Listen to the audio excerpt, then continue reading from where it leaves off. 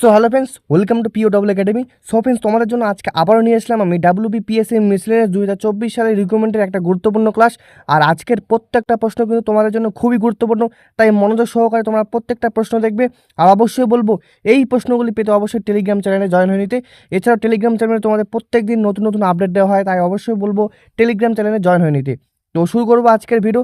আর অবশ্যই বলবো ভিডিওটিকে লাইক করে চ্যানেলটিকে অবশ্যই সাবস্ক্রাইব করতে।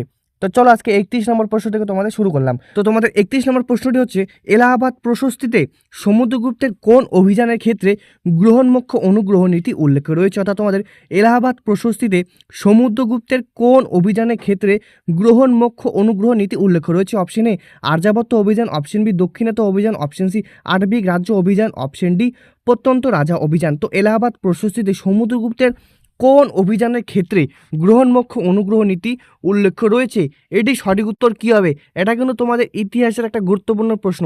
তো বন্ধুরা, এই প্রশ্নটির সঠিক উত্তর হচ্ছে অপশন বি দক্ষিণাত্য অভিযান। অর্থাৎ এলাহাবাদ প্রশস্তিতে সমুদ্রগুপ্তের দক্ষিণাত্য অভিযানের ক্ষেত্রে গ্রহণমুখ অনুগ্রহ নীতি উল্লেখ রয়েছে। চলো এখন পরবর্তী প্রশ্ন নিয়ে আলোচনা করব। চালুক্য রাজবংশের বিখ্যাত শাসক দ্বিতীয় পুলকেশীর ঐহল শিলালিপি নিচের কে রচনা করেছিলেন? চালুক্য রাজবংশের বিখ্যাত শাসক দ্বিতীয় পুলকেশীর ঐহল শিলালিপি নিচের কে রচনা করেছিলেন? Option A Harisena, option B Ravikirti, option C Virasena, option D Vatsabhatti. তো এটি সঠিক উত্তর কী হবে? তো চালুক্য রাজবংশের বিখ্যাত শাসক দ্বিতীয় পুলকেশীর ঐহল শিলালিপি অপশন বি রবিকীর্তি রচনা করেছিলেন। Option B is the right answer. তো চলো পরবর্তী প্রশ্ন দিকে যাব। শেরশাহ প্রবর্তিত ভূমি রাজস্ব ব্যবস্থার পরিমাপের একক গজি সিকন্দরি কতগুলি এককের সম্বন্ধে গঠিত ছিল? অর্থাৎ তোমাদের শেরশাহ প্রবর্তিত ভূমি রাজস্ব ব্যবস্থার পরিমাপের একক গজি সিকন্দরি কতগুলি এককের সম্বন্ধে গঠিত ছিল? অপশন এ 32টি, অপশন বি 41টি, অপশন সি 39টি, অপশন ডি 45টি। তো এই প্রশ্নটি সঠিক উত্তর কী হবে? অর্থাৎ শেরশাহ প্রবর্তিত ভূমি রাজস্ব ব্যবস্থার পরিমাপের একক গজি সিকন্দরি কতগুলি এককের সম্বন্ধে গঠিত ছিল? এই প্রশ্নটি সঠিক উত্তর হচ্ছে অপশন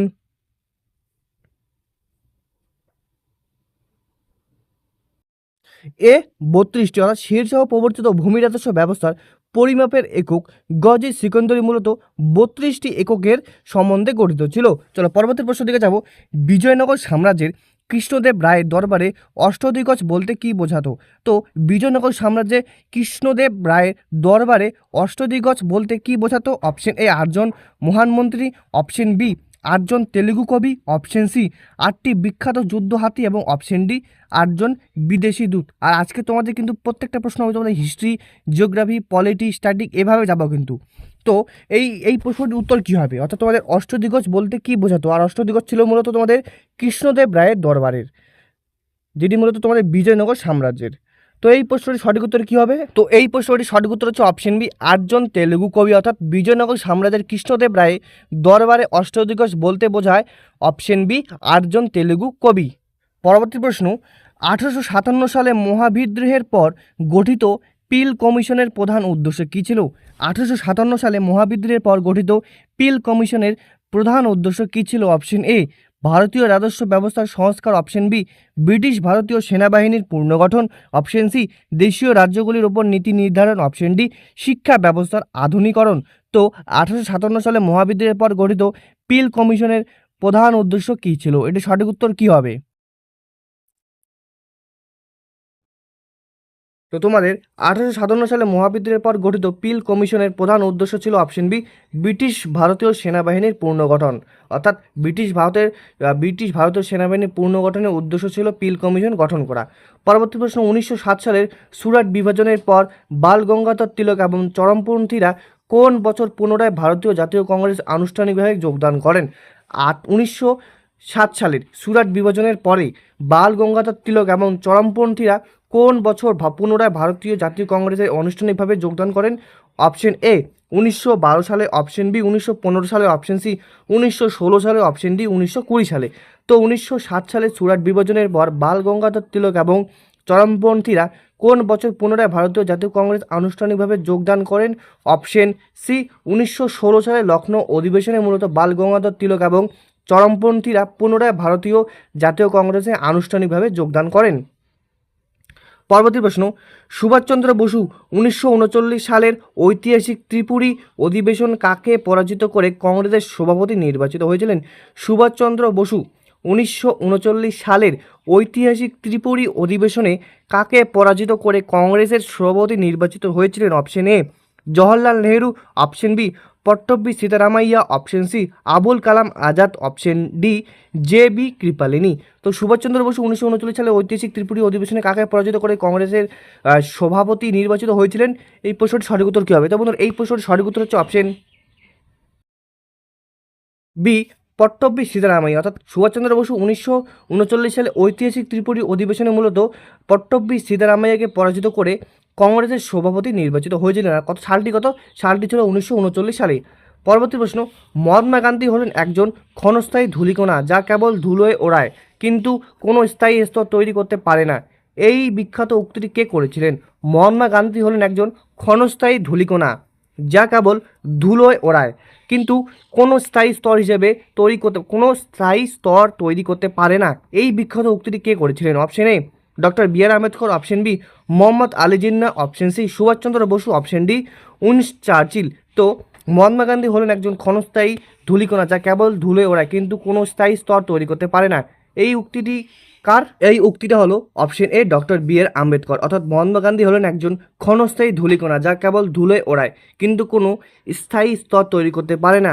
সঠিক উত্তর option A doctor B R Ambedkar এই উক্তিটি দিয়েছিলেন।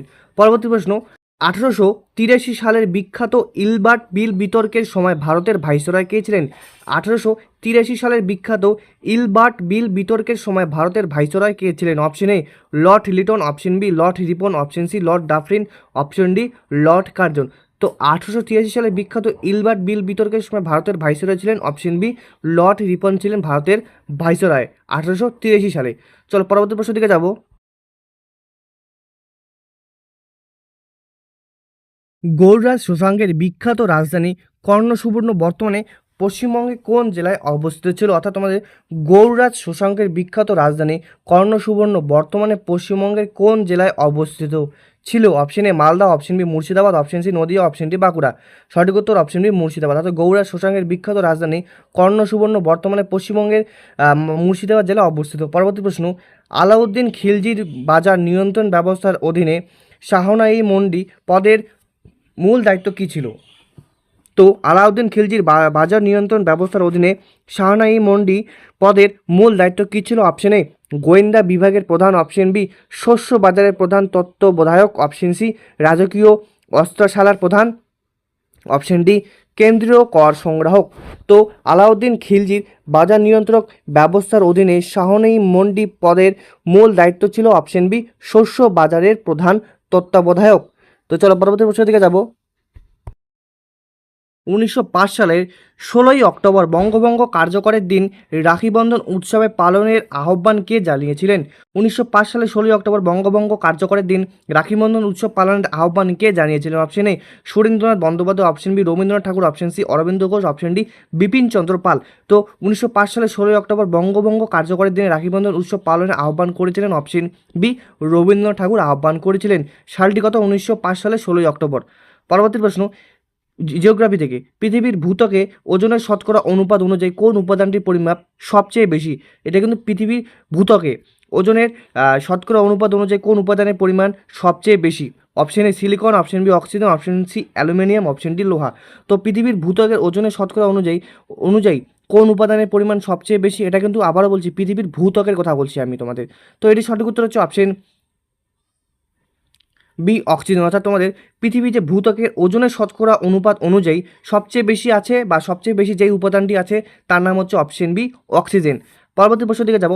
বায়ুমণ্ডলে কোন স্তরে তাপমাত্রা সবচেয়ে কম থাকে? বায়ুমণ্ডলে কোন স্তরে তাপমাত্রা সবচেয়ে কম থাকে? প্রায় তোমাদের -100°C। তো এবং মহাকাশ থেকে আসা উল্কাপিণ্ড পুড়ে ছাই হয়ে যায়। এখানে কিন্তু দুইটা প্রশ্ন হয়ে গেল যে তোমাদের মহাকাশ থেকে আসা উল্কাপিণ্ড পুড়ে কোন স্তরে ছাই হয়ে যায় এবং তোমাদের বায়ুমণ্ডলে কোন স্তরে তাপমাত্রা সবচেয়ে কম থাকে যা প্রায় তোমাদের -100°C। তো অপশন এতে আছে স্ট্র্যাটোস্ফিয়ার, অপশন বিতে আছে মেসোস্ফিয়ার, অপশন সিতে আছে থার্মোস্ফিয়ার, অপশন ডিতে টপোস্ফিয়ার। তো এই প্রশ্নটির সঠিক উত্তর হচ্ছে অপশন বি মেসোস্ফিয়ার। অর্থাৎ বায়ুমণ্ডলে মেসোস্ফিয়ার স্তরের তাপমাত্রা সবচেয়ে কম থাকে, প্রায় থাকে তোমাদের -100 ডিগ্রি সেলসিয়াস, এবং মহাকাশ থেকে আসা উল্কাপিণ্ড কিন্তু পুরো এখানেই ছাই হয়ে যায়। তো সঠিক উত্তর অপশন বি। তো চলো এখন তোমাদের পরবর্তী প্রশ্ন নিয়ে আলোচনা করব। ভারতের মূল ভূখণ্ডের দক্ষিণতম বিন্দু কন্যাকুমারী নিচের কোন ভৌগোলিক রেখাটির উত্তরে অবস্থিত? অর্থাৎ ভারতের মূল ভূখণ্ডের দক্ষিণতম বিন্দু কন্যাকুমারী নিচের কোন ভৌগোলিক রেখাটির উত্তরে অবস্থিত?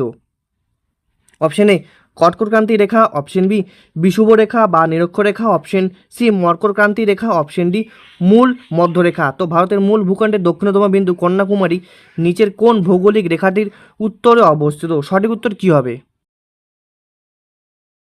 তো বন্ধুরা এই প্রশ্নটির সঠিক উত্তর হচ্ছে অপশন বি বিষুব রেখা ও নিরক্ষরেখা। অর্থাৎ ভারতের মূল ভূখণ্ডের দক্ষিণতম বিন্দু কন্যাকুমারী নিচের বিষুব রেখা ও নিরক্ষরেখার উপরে বা উত্তরে অবস্থিত।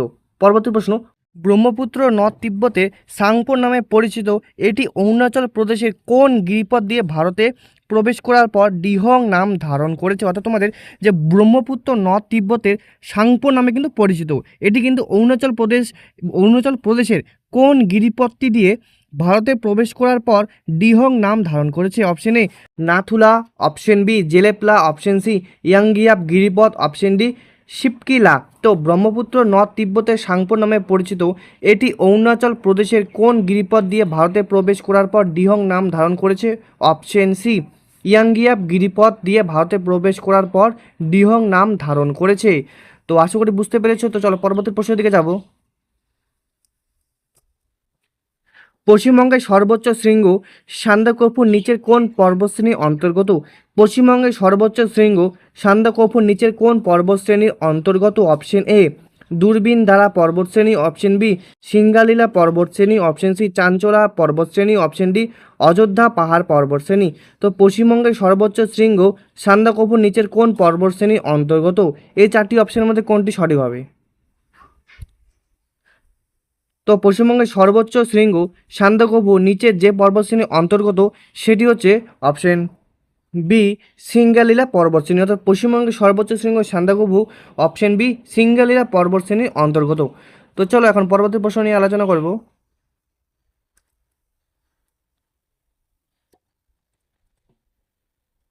ঝাড়খণ্ডের বিখ্যাত জাদুগুড়া খনিটি কোন মূল্যবান খনিজ উত্তোলনের জন্য দেশ জুড়ে পরিচিত? ঝাড়খণ্ডের বিখ্যাত জাদুঘোড়া খনিটি কোন মূল্যবান খনিজ উত্তোলনের জন্য দেশ জুড়ে পরিচিত? Option A cobalt, option B তামা, option C uranium, option D লোহা। তো ঝাড়খণ্ডের বিখ্যাত জাদুগুড়া খনিটি কোন মূল্যবান খনিজ উত্তোলনের জন্য দেশ জুড়ে পরিচিত? কোবাল্ট, তামা, ইউরেনিয়াম, লোহা। সঠিক উত্তর কী হবে? তো ঝাড়খণ্ডের বিখ্যাত জাদুঘোড়া খনিটি যে মূল্যবান খনিজ উত্তোলনের জন্য দেশ জুড়ে পরিচিত সেটি হচ্ছে অপশন সি ইউরেনিয়াম। অর্থাৎ ঝাড়খণ্ডের বিখ্যাত জাদুঘোড়া খনিটি মূলত ইউরেনিয়াম খনিজ উত্তোলনের জন্য দেশ জুড়ে পরিচিত। চলো এখন পরবর্তী প্রশ্ন নিয়ে আলোচনা করব। ক্যারোয়া নামক বিশেষ ধরনের হিমবাহজাত উর্বর পলিমাটি ভারতের কোন অঞ্চলে পাওয়া যায় যা জাফরান চাষের জন্য বিখ্যাত? ক্যারোয়া নামক বিশেষ ধরনের হিমজাত উর্বর পলিমাটি ভারতের কোন অঞ্চলে পাওয়া যায় যা জাফরান চাষের জন্য বিখ্যাত? অপশন এ কাশ্মীর উপত্যকা, অপশন বি অসম উপত্যকা, অপশন সি কচ্ছের রণ, অপশন ডি মালাবার উপকূল। তো ক্যারোয়া নামক বিশেষ ধরনের হিমজাত উর্বর পলিমাটি ভারতের কোন অঞ্চলে পাওয়া যায় যা জাফরান চাষের জন্য বিখ্যাত? সঠিক উত্তর কী হবে? তো এই প্রশ্নটির সঠিক উত্তর হচ্ছে অপশন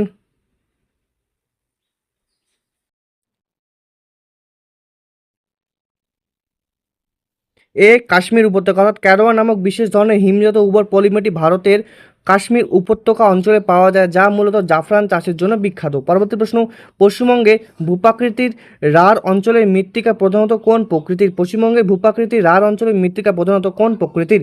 অপশন এ উর্বর পলিমাটি, অপশন বি ল্যাটেরাইট মৃত্তিকা, অপশন সি কৃষ্ণ মৃত্তিকা, অপশন ডি স্যালাইন বা লবণাক্ত মাটি। তো পশ্চিমবঙ্গের ভূপ্রাকৃতির রাঢ় অঞ্চলের মৃত্তিকা প্রধানত কোন প্রকৃতির?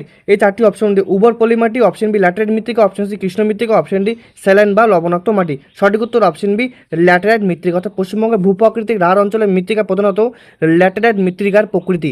পরবর্তী প্রশ্ন, দক্ষিণ ভারতের কৃষ্ণ মৃত্তিকাকে স্থানীয়ভাবে রেগুর বলা হয়, এটি কোন বাণিজ্যিক ফসলের জন্য সবচেয়ে উপযোগী? অর্থাৎ দক্ষিণ ভারতের কৃষ্ণ মৃত্তিকাকে স্থানীয়ভাবে রেগুর মাটি বলা হয়।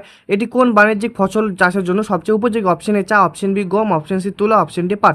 তো দক্ষিণ ভারতের কৃষ্ণ মৃত্তিকাকে স্থানীয়ভাবে রেগুর বলা হয়, এটি হচ্ছে অপশন সি তুলো বাণিজ্যিক ফসল চাষের জন্য সবচেয়ে উপযোগী। অর্থাৎ তুলো চাষের জন্য সবচেয়ে উপযোগী হচ্ছে এই যে রেগুর মাটি বা তোমাদের কৃষ্ণ মৃত্তিকা। পরবর্তী প্রশ্ন, বগলিহাট জলবিদ্যুৎ প্রকল্প কোন নদীর উপর নির্মিত হয়েছে? অর্থাৎ বগলিহাট জলবিদ্যুৎ প্রকল্প কোন নদীর উপর নির্মিত হয়েছে, যা নিয়ে ভারত ও পাকিস্তানের মধ্যে জলবন্টন বিতর্ক রয়েছে? Option A Sindhu, option B Jhelum, option C Chenab, option D Ravi.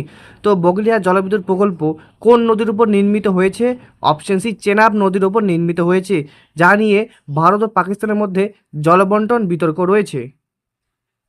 তো পরবর্তী প্রশ্ন, ডানকান প্যাসেজ নিচের কোন দুটি দ্বীপের মধ্যবর্তী অঞ্চলে অবস্থিত? ডানকান প্যাসেজ নিচের কোন দুটি দ্বীপের মধ্যবর্তী অঞ্চলে অবস্থিত?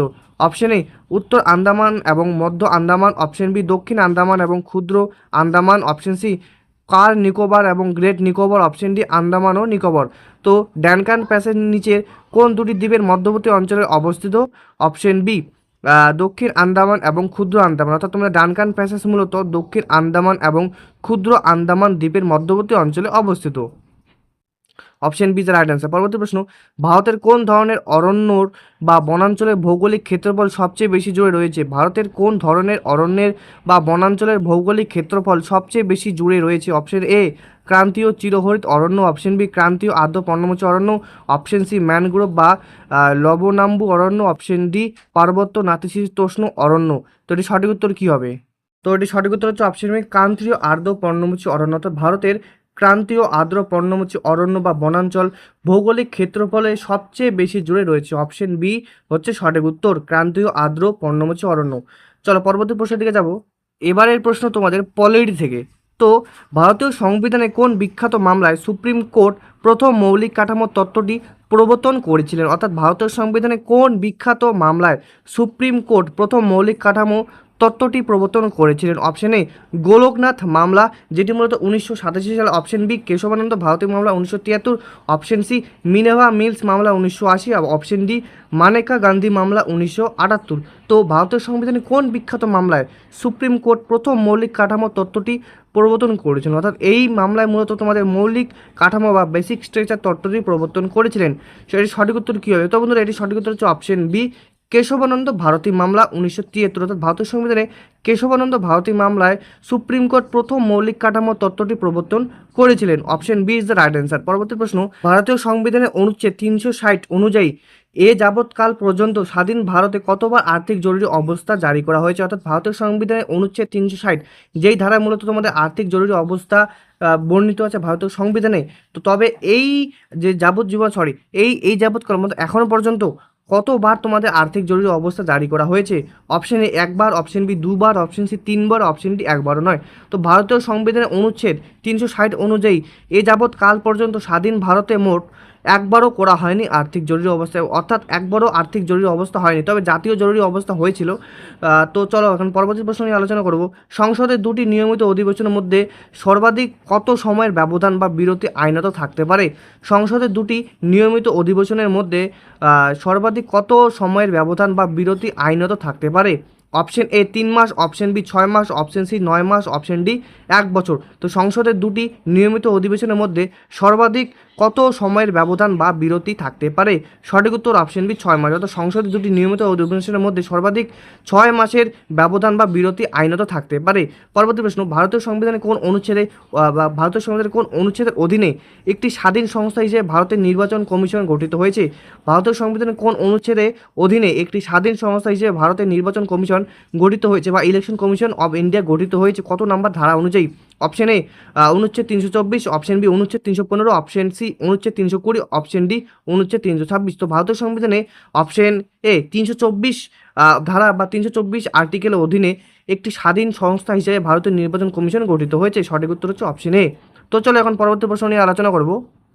আর অবশ্যই বলবো বন্ধুরা ভিডিওটিকে লাইক করে নাও এখনই, আর চ্যানেলটিকে অবশ্যই সাবস্ক্রাইব করে নাও। পরবর্তী প্রশ্ন, পঞ্চায়েতি রাজ ব্যবস্থার গণতান্ত্রিক বিকেন্দ্রীকরণের জন্য ত্রিস্তর কাঠামো সুপারিশ কোন কমিটি প্রথম করেছিল? অর্থাৎ পঞ্চায়েতি রাজ ব্যবস্থার গণতান্ত্রিক বিকেন্দ্রীকরণের জন্য ত্রিস্তর কাঠামো সুপারিশ কোন কমিটি করেছিল? Option A Ashok Mehta committee, option B Balwant Rai Mehta committee, option C LM Singhvi committee, option D Sarkaria commission. তো পঞ্চায়েতি রাজ ব্যবস্থার গণতান্ত্রিক বিকেন্দ্রীকরণের জন্য ত্রিস্তর কাঠামো সুপারিশ কোন কমিটি করেছিল? এই কমিটির মধ্যে কোনটি সঠিক হবে? অর্থাৎ কোন কমিটি তোমাদের পঞ্চায়েতি রাজ ব্যবস্থার গণতান্ত্রিক বিকেন্দ্রীকরণের জন্য ত্রিস্তর কাঠামো সুপারিশ করেছিল? Option B Balwant Rai Mehta committee মূলত পঞ্চায়েতি রাজ ব্যবস্থা গণতান্ত্রিক ও বিকেন্দ্রীকরণের জন্য ত্রিস্তর কাঠামো সুপারিশ করেছিল। চলো এখন পরবর্তী প্রশ্ন নিয়ে আলোচনা করব।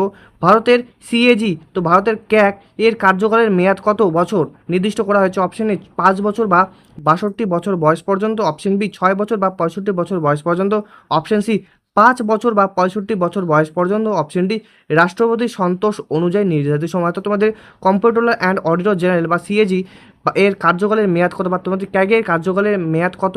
অপশন বি 6 বছর বা 65 বছর বয়স পর্যন্ত তোমাদের কম্পিট্রোলার অ্যান্ড অডিটর জেনারেলের কার্যকালের মেয়াদ। পরবর্তী প্রশ্ন নিয়ে আলোচনা করব। ভারতীয় সংবিধানে অষ্টম তপশিলে বর্তমানে মোট কতগুলি ভাষা স্বীকৃত বা ভাষা অন্তর্ভুক্ত রয়েছে? অর্থাৎ আমাদের ভারতীয় সংবিধানে অষ্টম তপশিলে মোট কতগুলি ভাষা স্বীকৃত রয়েছে বা কতগুলি ভাষা আপাতত অন্তর্ভুক্ত রয়েছে? অপশন এ 14টি, অপশন বি 18টি, অপশন সি 22টি, অপশন ডি 25টি। তো ভারতের সংবিধানে অষ্টম তপশিলে বর্তমানে মোট কতগুলি স্বীকৃত ভাষা অন্তর্ভুক্ত রয়েছে? সঠিক উত্তর কী হবে? তো এই প্রশ্নটি সঠিক উত্তর হচ্ছে অপশন সি 22টি। অর্থাৎ ভারতের সংবিধানে বর্তমানে অষ্টম তপশিলে মোট 22টি, তবে বর্তমানে কিন্তু এই সংখ্যাটা বাড়ানোর কথা চলছে। তো তোমাদের এই যে ভাষার যে অন্তর্ভুক্ত তোমাদের অষ্টম তপশিলে সেটা কিন্তু তোমাদের বাড়ানোর কথা চলছে। পরবর্তী প্রশ্ন, কোন কমিটির সুপারিশের ভিত্তিতে 1976 সালে 42তম সংশোধনের মাধ্যমে ভারতীয় সংবিধানের মৌলিক কর্তব্য যুক্ত করা হয়? অর্থাৎ কোন কমিটির সুপারিশের ভিত্তিতে 1976 সালে 42তম সংবিধান সংশোধনের মাধ্যমে ভারতের সংবিধানের মৌলিক কর্তব্য যুক্ত করা হয়? Option A Sharan Singh committee, option B Verma committee, option C Saha commission, option D Kothari commission. এখানে দেখতেই পেয়েছো তাহলে তোমাদের 42তম সংবিধান সংশোধন মূলত 1976 সালে হয়েছিল। এটা কিন্তু অবশ্যই নোট করে রাখবে। তো এটি সঠিক উত্তর হচ্ছে option A Sharan Singh committee. অর্থাৎ শরণ সিং কমিটির সুপারিশের ভিত্তিতে 1976 সালে 42তম সংবিধান সংশোধনের মাধ্যমে ভারতের সংবিধানের মৌলিক কর্তব্য যুক্ত করা হয়েছিল। তো চলো এখন পরবর্তী প্রশ্ন নিয়ে আলোচনা করব। নিচের কোন বিলটি কেবল লোকসভাতেই প্রথম উত্থাপন করা যায়? অর্থাৎ নিচের কোন বিলটি কেবল লোকসভাতে শুধুমাত্র উত্থাপন করা যায়, রাজ্যসভায় কখনোই প্রথমে করা যায় না বা আনা যায় না? অপশন এ সংবিধান সংশোধনী বিল, অপশন বি অর্থ বিল, অপশন সি সাধারণ বিধায়ক বিল, অপশন ডি রাজ্য পুনর্গঠন বিল। তো নিচের কোন বিলটি কেবল লোকসভাতেই প্রথম উত্থাপন করা যায়, রাজ্যসভাতে কখনোই প্রথম আনা যায় না? সঠিক উত্তর কী হবে? তো এই প্রশ্নটির সঠিক উত্তর হচ্ছে অপশন বি অর্থ বিল। অর্থাৎ অর্থ বিল কেবলমাত্র প্রথমে লোকসভাতে উত্থাপন করা যায় এবং পরে তোমাদের রাজ্যসভাতে উত্থাপন করা যায়, কিন্তু এই যে অর্থ বিল তোমাদের প্রথমে রাজ্যসভায় উত্থাপন করা যায় না। তো চলো এখন পরবর্তী প্রশ্ন। ভারতের সংবিধান প্রস্তাবনায় সোশ্যালিস্ট বা সমাজতান্ত্রিক এবং সেকুলারিজম বা তোমাদের ধর্মনিরপেক্ষ শব্দ দুটি কততম সংবিধান সংশোধনের মাধ্যমে যুক্ত করা হয়েছিল? অর্থাৎ তোমাদের ভারতের সংবিধানের প্রস্তাবনায় বা প্রিয়াম্বলে সমাজতান্ত্রিক এবং তোমাদের ধর্মনিরপেক্ষ শব্দ দুটি কততম সংবিধান সংশোধনের মাধ্যমে যুক্ত করা হয়েছিল? অপশন এ 44তম সংশোধনী আইন, অপশন বি 42তম সংশোধনী আইন, অপশন সি 26তম সংশোধনী আইন, অপশন ডি 73তম সংশোধনী আইন। তো ভারতের সংবিধানের প্রস্তাবনায় সমাজতান্ত্রিক এবং ধর্মনিরপেক্ষ শব্দ দুটি অপশন বি 42তম সংশোধনী আইন দ্বারা যুক্ত করা হয়েছিল। ভারতীয় সংবিধানে কি কি যুক্ত করা হয়েছিল? তোমাদের ধর্মনিরপেক্ষ এবং তোমাদের সমাজতান্ত্রিক এই দুটি শব্দ কিন্তু যুক্ত করা হয়েছিল। তো চলো এখন পরবর্তী প্রশ্ন নিয়ে আলোচনা করব। তো পরবর্তী প্রশ্নটি হচ্ছে, ভারতীয় সংবিধানে বিচার বিভাগীয় পর্যালোচনা এই ধারণাটি কোন দেশের সংবিধান থেকে ধার করা হয়েছে? অর্থাৎ তোমাদের ভারতীয় সংবিধানে বিচার বিভাগীয় পর্যালোচনা বা জুডিশিয়াল রিভিউ এই ধারণাটি কোন দেশের সংবিধান থেকে ধার করা হয়েছে? অপশন এ যুক্তরাজ্য, অপশন বি মার্কিন যুক্তরাষ্ট্র, option C Canada, option D Ireland. তো ভারতীয় সংবিধানে বিচার বিভাগীয় পর্যালোচনা বা জুডিশিয়াল রিভিউ এর ধারণাটি কোন দেশের সংবিধান থেকে ধার করা হয়েছে? যুক্তরাজ্য, মার্কিন যুক্তরাষ্ট্র, কানাডা, আয়ারল্যান্ড। তো সঠিক উত্তর কী হবে? তো বন্ধুরা এই প্রশ্নটি সঠিক উত্তর হচ্ছে অপশন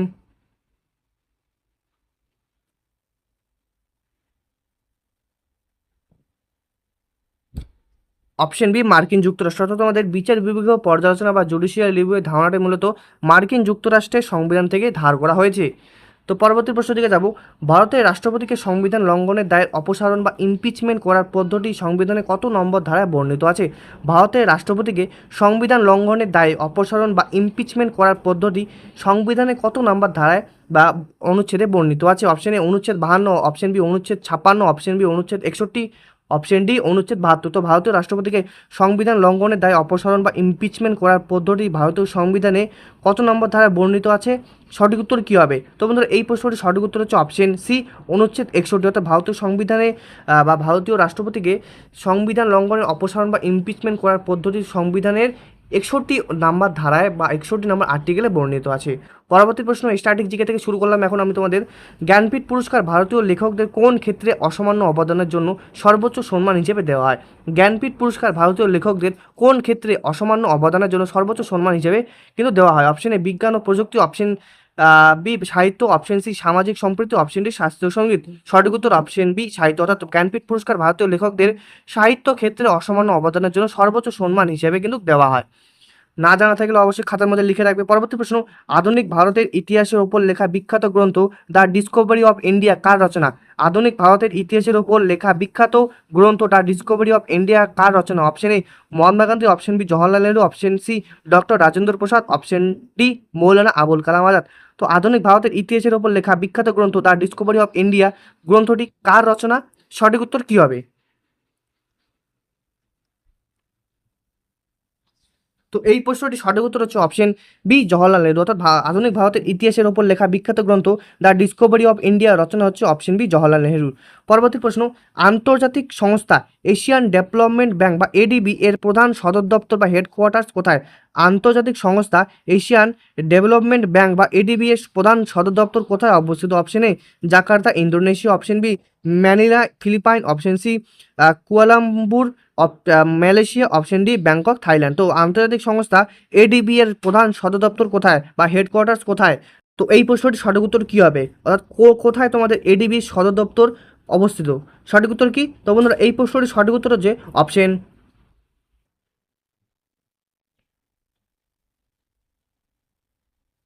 বি ম্যানিলা ফিলিপাইন। অর্থাৎ তোমাদের আন্তর্জাতিক সংস্থা এশিয়ান ডেভেলপমেন্ট ব্যাংক এডিবি এর সদর দপ্তর মূলত ম্যানিলা ফিলিপাইনে অবস্থিত। পরবর্তী প্রশ্ন কথাকলি ভারতের কোন রাজ্যের একটি অত্যন্ত জনপ্রিয় ও বিখ্যাত শাস্ত্রীয় নৃত্য বা ক্লাসিক্যাল ডান্স? কথাকলি ভারতের কোন রাজ্যের একটি অত্যন্ত জনপ্রিয় ও বিখ্যাত শাস্ত্রীয় নৃত্য? Option A Tamil Nadu, option B Andhra Pradesh, option C Kerala, option D Karnataka. তো কথাকলি ভারতের কোন রাজ্যের একটি অত্যন্ত জনপ্রিয় ও বিখ্যাত শাস্ত্রীয় নৃত্য? সঠিক উত্তর কী হবে? তো কথাগুলি মূলত তোমাদের অপশন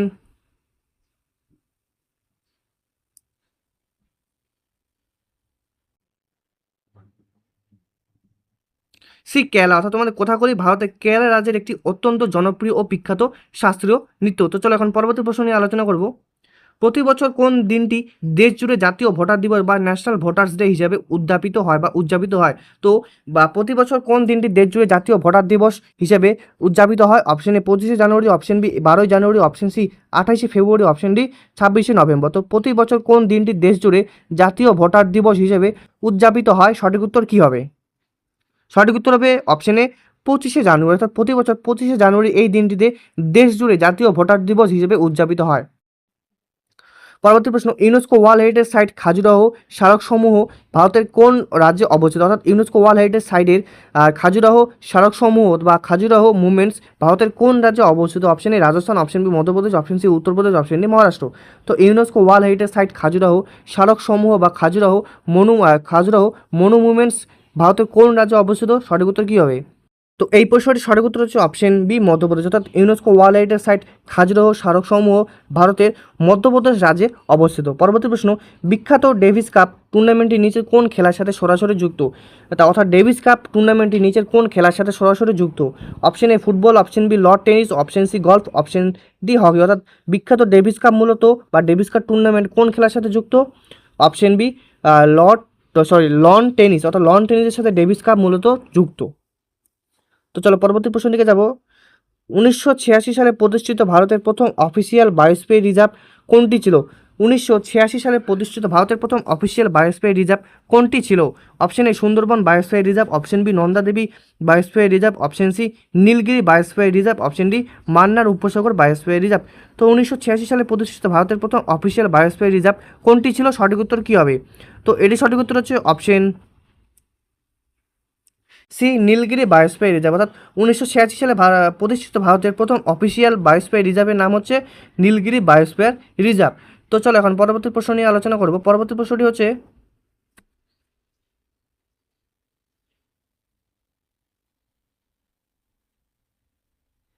গ্রামীণ উন্নয়ন গবেষণার জন্য বিখ্যাত national institute of rural development বা এনআইআরডি ভারতের কোন শহরে অবস্থিত? অর্থাৎ ভারত গ্রামীণ উন্নয়ন গবেষণার জন্য বিখ্যাত national institution of rural development বা ভারতের কোন রাজ্যে অবস্থিত? অপশন এ নতুন Delhi, option B Hyderabad, option C Pune, option D Shimla. তো এটি সঠিক উত্তর কী হবে? তো সঠিক উত্তর হচ্ছে অপশন বি হায়দ্রাবাদ। তো বন্ধুরা আজকের ভিডিও এতটুকু, আশা রাখবো তোমাদের আজকের এই ভিডিওটি ভালো লেগেছে। অবশ্যই বলবো ভিডিওটিকে লাইক করে চ্যানেলটিকে অবশ্যই সাবস্ক্রাইব করতে, আর বেশি লেট করবো না। তো তোমাদের পরবর্তী ক্লাসের জন্য অবশ্যই বলবো চ্যানেলটিকে সাবস্ক্রাইব করে টেলিগ্রাম চ্যানেলে জয়েন হয়ে নিতে। আর এই পিডিএফটা মূলত তোমাদের আমি টেলিগ্রামে দিয়ে থাকবো। তো অবশ্যই বলবো টেলিগ্রাম চ্যানেলে জয়েন হয়ে নাও। এছাড়া তোমরা হোয়াটসঅ্যাপ গ্রুপে পেয়ে যাবে। তো চলো আজকের জন্য বাই বাই।